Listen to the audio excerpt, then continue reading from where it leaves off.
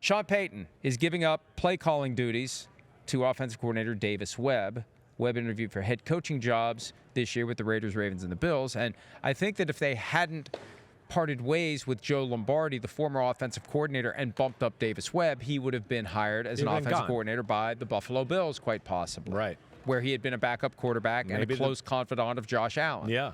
I mean, maybe he would have gone to somebody in the AFC West. They didn't want to deal with that. Could have gone to the Raiders. Could have gone to the Raiders. Exactly right. I don't know if he was available. Might have gone to the Chargers. Maybe they wouldn't have got Josh. Right. So there's a lot of possibilities. But I will say I was shocked. I was shocked when I saw this news. This is shocking to me. I mean, one, Sean Payton, as we know, has been one of the great offensive minds in football over the last 20, 25 years. He's been phenomenal that way. We've seen Bo Nix rise through the NFL here in the first 2 years, and everybody thought, oh, gosh, Bo Nix, he's not all that. All he does is throw screens at Oregon and all that crap, right? So he's got here with Sean Payton, playoffs 2 years in a row. Number 1 seed this year, do that. So am I surprised to hear that one of the greatest play callers of our generation and one of the greatest offensive minds there is, and that they have it rolling on offense a little bit without top-tier talent on that side of the ball, that we're going to just hand it off to Davis Webb? Yeah, I'm shocked by that. It's so shocked that it makes me wonder, and I don't know this, okay? I'm just throwing this out there with a guy that thinks about football, and I connect dots and do that all the time. It makes me wonder if ownership or somebody said, you got to do something here, you got to let Davis Webb call the plays or whatever. Or was there something there with Bo Nix and that they had some tension at times during the year? And they just went, you know what, Davis Webb communicates a little better. I don't know. I'm just throwing it out there because it is just a shocking thing to me that, like I said, one of the greatest. I can't imagine McVay or Shanahan, that type of guy giving up the play calling duty. I can't. But then there's also the part of me, too, Mike, where he does come from the Bill Parcells School of Coaching, too, where, yeah, Bill was a manager and an overseer of all, right? That's what he was. But he also was with John Gruden, who was the play caller, the head coach, and did all that as well. So, yeah, this was one that, like, when I first saw this week, I was like, wow, Sean Payton not going to call plays? I can't believe it. Well, and it's been so much of what he does. He's been a head coach since 2006. He had the 1 year off, which wasn't supposed to be a year off. He was supposed to go to Miami with Tom Brady, but that got the kibosh. Right. But he always calls the plays. And it's so much a part of his experience in the NFL.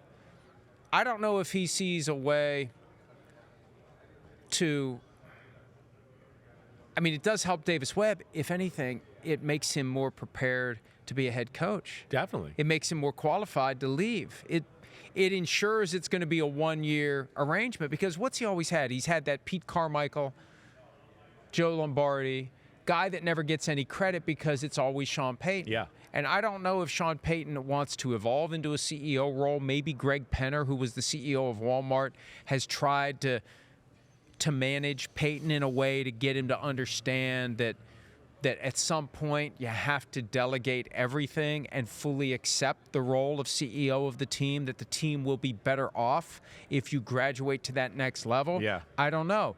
Maybe if you have less time in the weeds of what our play call is going to be on 4th and short and more time not in the weeds, but in the tower of do we go for it at all? Instead of trying to spin both of those plates, do we go for it? And if we do, what play do we call? If you separate those two, maybe you make a better decision. I don't know. Yeah. Maybe that 4th down play was the impetus for all of it. Maybe. I'm still trying to kind of wrap my head around how this would have gone down either way. Now, Davis Webb, he's been around some different offenses. Can he bring some new ideas to the offense and all that? Sure, he certainly can do that. We've seen Sean Payton do this once in his career, right? Didn't he do this 1 year in New Orleans with Pete Carmichael? I believe he gave him play calling duties for 1 year, and I believe the next year he took it back and went back and did it. Okay. I'm pretty sure there's once. But even then, I remember being surprised and shocked by that. But that wasn't as surprising because, Carmichael had been with Payton for so long. You felt like it was just an extension. He just knows what he Payton wants. They're going to to go through the game planning together, and he knows exactly the way he wants to play and how the game wants to call it. This one's a little different. Davis Webb's been there for 2 years. I get it. But that's not necessarily a long time in the NFL to be like, oh, I know this guy like the back of my hand, and I know exactly what he wants. But obviously Davis Webb is on a trajectory to being a NFL head coach and one of the brighter minds on the offensive side of the ball in football, and you're seeing that a little bit. Past coordinators such as Pete Carmichael and Joe Lombardi occasionally called plays during preseason games. That is according to The Athletic. Okay. And then there's Carmichael took over in 2011 when Payton broke his leg. There it is. That's it. When he broke his leg. So that's what it was. And when he was suspended in 2012, somebody else had to call the plays. I forgot about 2012. There were 2 years when Sean Payton wasn't calling plays. Right. That still is bullshit in hindsight. I'm sorry. And it was in foresight that they suspended for a full year. But you're surprised like me with this situation? Yeah, I'm surprised by it, but now that we've talked it through, I see the logic of it. And I can see, because I would assume that Sean Payton has a ton of respect for Greg Penner, and Greg Penner is incredibly accomplished in American business.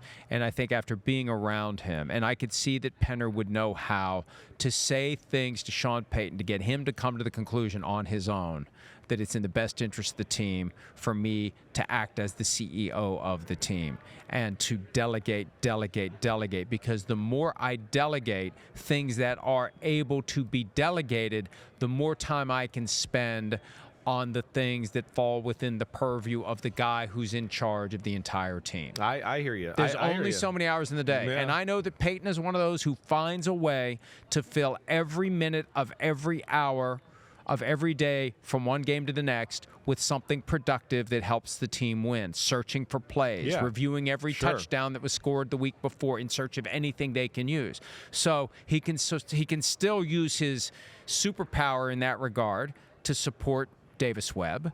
Webb's calling the plays. That doesn't mean Webb's coming up with all the plays. No, it could be Payton that's sitting there grinding film, and he finds something, and he says, "Hey, Davis, come to my office. Look at this play I found that we're going to use against the Chiefs on Sunday." Right. No, so I think it frees him up.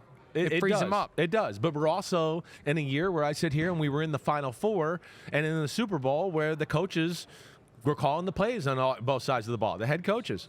Vrabel was calling the defense. We know Mike McDonald was calling the defense. In the championship rounds, McVay was calling the offense. Mike McDonald was calling the defense. Sean Payton was calling the offense. I mean, Shanahan in the round before that. I mean, so that's where I'm surprised. I am, because I think Sean Payton can handle all of that. We've seen that. He's won Super Bowls. Should have gone to another Super Bowl. Got screwed over by the refs and all of that.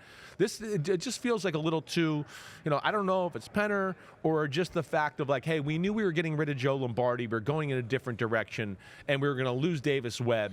And for me to keep him, I didn't want to lose him and Lombardi. I had to make him the offensive coordinator. I had to do that because he definitely was going to go somewhere else. And let him call the plays because he's going to go somewhere else, and he is going to call the plays. Exactly right. So I think there was a little bit of all that goes there. Either way, we'll continue to evaluate because he still could have left. That's the thing. Giving him the promotion doesn't. No, it doesn't automatically. Before he took the promotion, he could have gone anywhere he wanted to go. Hi, it's Mike Florio. Thanks for watching PFT on YouTube. Hit subscribe for the latest news and analysis from Pro Football Talk.